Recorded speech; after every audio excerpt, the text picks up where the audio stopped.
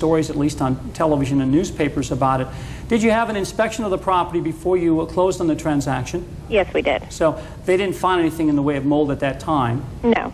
Did you have a buyer agent represent you in that transaction? Yes, we did. That's good. So you've had a couple of good things happen.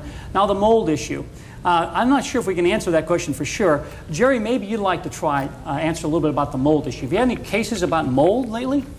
Well, not specifically, but in Texas, sellers are required on residential property to furnish a seller disclosure statement, and they have to disclose to a prospective buyer any known defects. And if the seller knew about the mold problem in this particular home, the seller was obligated to disclose it. If it was disclosed, then of course the buyer assumes the risk when he or she buys the property. In the absence of disclosure, then this lady may want to consult an attorney in San Antonio to discuss possible claims against a number of people, the seller, possibly the inspector, and anyone else that she and her attorney feels might have culpability. That's a good question, a good answer rather, Jerry. Thank you very much. I hope that helps you a lot, Michelle. Thanks for calling. And I think we have another caller on the line. This is Chet Wilke with your real estate advisor. How can we help you? Hello. Hello there. This is Michael. Michael. How you doing today? Fine. Tell me what's on your mind today. Well, we have a home that we finished in 1998, and we're having some, I would say, subtle foundation problems. Okay. And we're thinking about putting our house up for sale, and I just wonder what the percentage is in terms of a house that doesn't have foundation problems versus one that does, in terms of diminishing the value of it. I'll tell you, it's all in the eye of the beholder. I'm probably going to be able to help you out a little bit, but not a great deal in this thing, because it has to do with the buyer. There are a lot of buyers that will not buy a house that backs up to a major intersection, or will not buy a house that's got foundation problems. But here in Texas, we all know there's a lot of movement and a lot of soil conditions that cause that to happen. Right. I think you definitely need to get some kind of an engineering study done, and maybe get a quote from a foundation company of how to resolve that issue, and be forthright in explaining that, and take care of business before you put it on the market. It could cause you a big legal hassle if you don't. So I think you got to do that, and you are going to lose a percentage of buyers. I can't tell you for sure how many percentages. If I had a guess, I'd say maybe there's 20 or 30% that might not want to buy a house with foundation problems. You may have to price it accordingly a little bit to get more of an incentive to buy the property. It all depends on the house. I mean, you fix things right, and the house looks great, you may get full price with no problem at all. Well, if you had like a lifetime transferable warranty. Yes. You'd make sure you get the right foundation repair work that has like a 10-year warranty that's transferable, and it goes with the house. Okay. Okay? Thanks for calling. We do appreciate your call. Bye-bye. Okay. We were talking about RESPA before we got into the break. Jerry, RESPA has been around for a long time. What's the pros and cons about RESPA for buyers and sellers? Well, time doesn't permit to give a full, explanation maybe of RESPA. Just take a piece of it for the buyer side, maybe. But I think in the briefest possible explanation, RESPA is the Real Estate Settlement Procedures Act, which has been the law. It's a federal statute that was passed in the mid-'70s, and it requires full disclosure of all settlement charges by settlement service providers. Settlement service providers include title companies, mortgage companies, brokers, other people involved in the transaction. So it enables buyers to basically shop and compare charges and prices so that they can select settlement service providers that offer their services at a price which they can afford. The Act also has very strong prohibitions against kickbacks. That is to say that a settlement service provider is not permitted by federal law to pay someone a referral fee just for a naked referral of business. And that has been the source of a great deal of litigation as well as enforcement activity over the last 25 years. Well, that's a good answer. I appreciate it. When we come back, we're going to talk a little bit more about this and how the buyer benefits from RESPA. Be right back. Welcome back to Your Real Estate Advisor. I'm Chet Wilke. Curtis and Jerry are with me in studio. We're talking about buyer agency. And I think we've got a couple of callers on the line that want to ask a few more questions. This is Chet Wilke. How can we help you?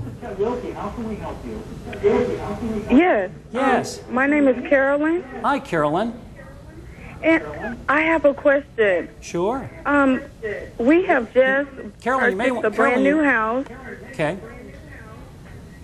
and there was a 1-year warranty on the house. Mm-hmm. But my question to you today, would the builder be liable if there was foundation problems? Because we were the first people that lived in the house. Okay. And I'm seeing like cracks in the wall and stuff. Okay. But it's past the 1-year warranty. Oh, so you built a house more than a year ago. Mm-hmm. In Texas, the builders are liable for the first year of warranty work. However, most builders also put extended warranties on homes. I'm not sure if you have an extended warranty. If you do, that would probably cover some foundation situations.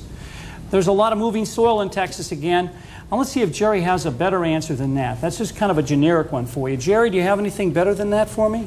Well, I think Carolyn should be aware there's a 4-year statute of limitations in Texas to assert claims, and if the home was not built properly, and if there was a defect in the foundation, then I don't think that Carolyn should be discouraged that more than 1 year has passed. There are other theories of law that could be available to assist Carolyn if she wants to seek legal counsel to advise her on her rights.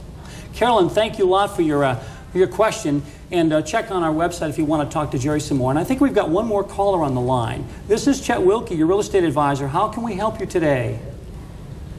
Hello. Hi. Yes. Hello, are you there? Yes, hello. Oh, I'm sorry. Okay, this is Michelle again. I called a little bit ago about the mold. Sure. And I am calling again as far as to see what a person can do when they are underinsured Underinsured for in a home. the way the value of the house? Correct. For instance, the insurance company came out and they did a evaluation, but it turns out they did it on the wrong lot and block number. So if our house is a total loss, we're way off limits. Well, thank goodness nothing's happened to your house yet, Michelle. Correct. Because you can go ahead and change the policy and get everything corrected right now before you have any liability issues. Of course, everybody's governed by state law. The insurance companies in particular are licensed by the state of Texas. And if you had a problem, you can certainly go to the State Board of Insurance with that problem. But I think you can correct this issue probably right off the bat by informing them of the corrections that need to be taken and have them reevaluate the insurance coverage on your home and get that taken care of. Hope that helps you. All righty, thank you. Thank you, Michelle. Okay, we appreciate everybody coming by and all these calls we've been getting. Thank you, Jerry, and thank you, Curtis, for stopping by. When we come back, we're going to look into the email bag. Be right back. Welcome back. Our thanks to Curtis Hall and Jerry Prager for sharing their experience and information with us today.